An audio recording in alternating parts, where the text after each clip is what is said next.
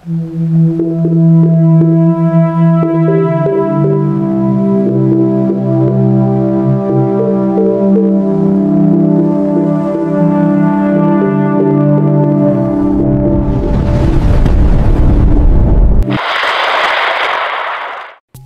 umaga po sa inyong lahat.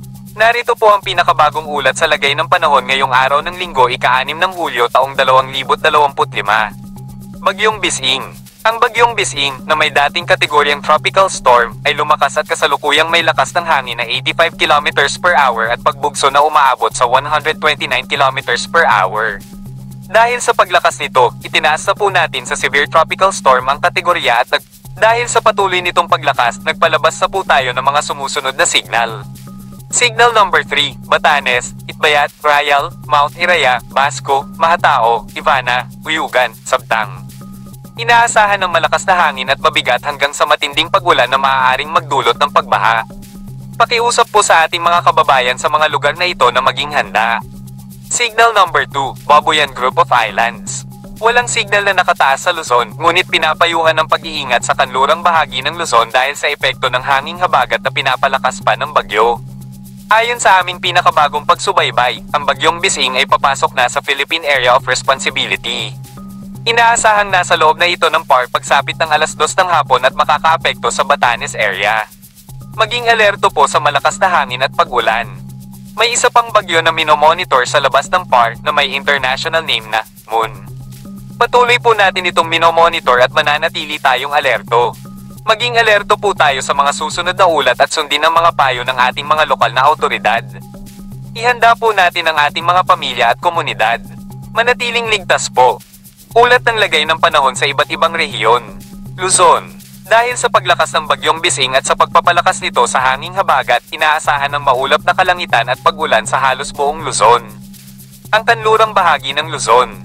Partikular na ang mga lugar na ito ay makakaranas ng katamtaman hanggang sa malakas na pag-ulan, Burgos, Lawag, Vigan, Likwan Baay, Candon, Besao, Bugyas, Bacnotan, Baguio, Bolinao, San Carlos, San Jose, Gabaldon, Tarlac City, Dasol, Candelaria, Butolan, Angeles, Olongapo, Quezon City, Dasmariñas, Pagsanhan, Lipa City, Mamburao, Sablayan.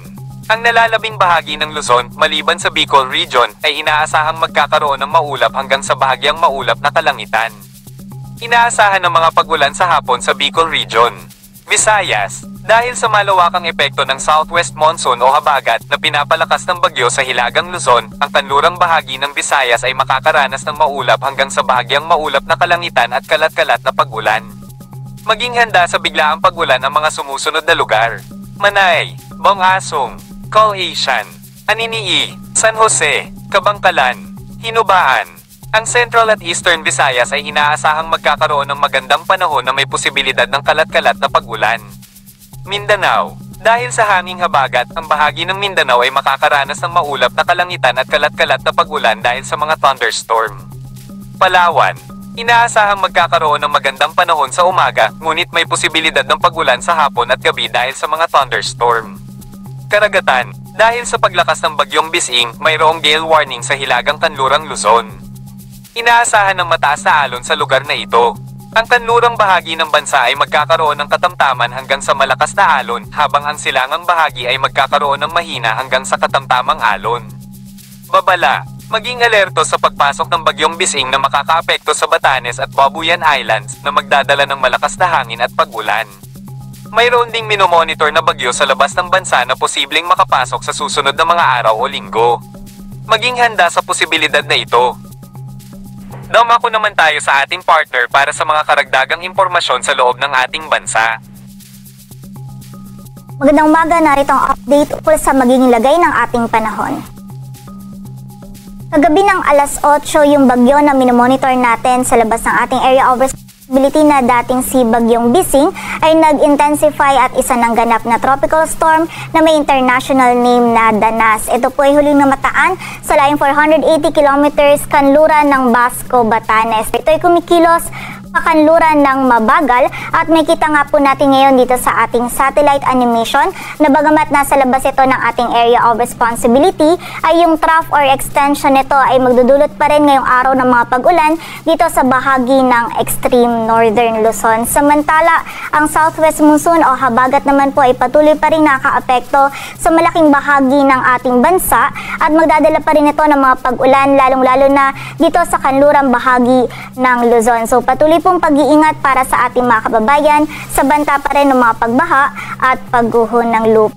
At kagabi nga ng 11 PM ay nagpalabas din po tayo ng Tropical Cyclone Advisory ukol dito kay Bagyong Bising kung saan may kita natin dito sa ating latest forecast track analysis na ngayong umaga generally si Bagyong Bising ay kikilos pakanluran ngunit within the day din po ay magiging mas pahilaga na yung pagkilos nito and mamaya ito ay liliko or kikilos naman pa northeastward or hilagang silangan patungo dito malapit sa area ng Taiwan. And mula nga po mamayang posible po itong pumasok muli sa loob ng ating area of responsibility. Ngunit may kita po natin dito sa ating forecast track na by that time is magiging malapit po ito dito sa may northwestern boundary ng PAR. By Monday afternoon ay lalabas na muli ito dito sa loob ng ating area of responsibility. And within this duration po, nakita natin na mababa na yung chance na magtaas tayo ng wind signal sa anumang bahagi ng ating bansa,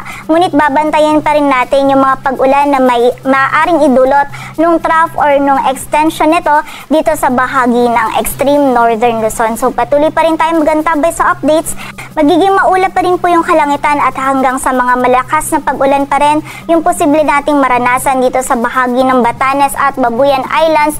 Dulot po ito ng trough ni Bagyong Bising. And sa area ng Batanes, posible pa rin tayo makaranas ng 50 to 100 millimeters of rainfall during the 24-hour duration. Kaya muli po, pag-iingat pa rin para sa ating mga kababayan dyan sa banta ng mga pagbaha at pagguho ng lupa. Samantala, dito naman sa area ng Metro Manila, maging sa Ilocos Region, Cordillera Administrative Region, sa nalalabing bahagi pa po ng Cagayan Valley, maging sa bahagi din ng Central Luzon, Calabarzon at Mimaropa, magiging maulap din po yung ating kalangitan at pagsapit ng hapon at gabi ay mas tumataas din po yung tsansa ng mga pag-ulan, pagkilat at pagkulog dulot naman ng southwest monsoon o habagat. Kaya kapag tayo ay lalabas, wag pa rin po natin kalilimutan yung mga pananggalang natin dito sa mga pag-ulan na ito. Samantala, dito naman sa area ng Bicol Region, may tsansa din tayo ng mga biglaang pag-ulan, pagkilat at pagkulog dulot pa rin po ito ng habagat. Agwat ng temperatura dito sa Metro Manila ay mula 25 to 32 degrees Celsius. Samantala sa buong bahagi naman ng Visayas at Mindanao ngayong araw ay magiging bahagyang maulap hanggang sa maulap yung ating kalangitan. Meron pa rin tayong posibilidad ng mga isolated o yung mga biglaang pag-ulan, pagkilat at pagkulog lalong-lalo na yan sa hapon at gabi, dulot pa rin po ito ng habagat. Agwat ng temperatura sa Cebu ay mula 26 to 32 degrees Celsius at sa Davao naman ay 25 to 32 degrees Celsius. Dito sa Metro Manila, ang araw ay sisikat mamayang 5:32 ng umaga at lulubog mamayang 6:30 ng hapon.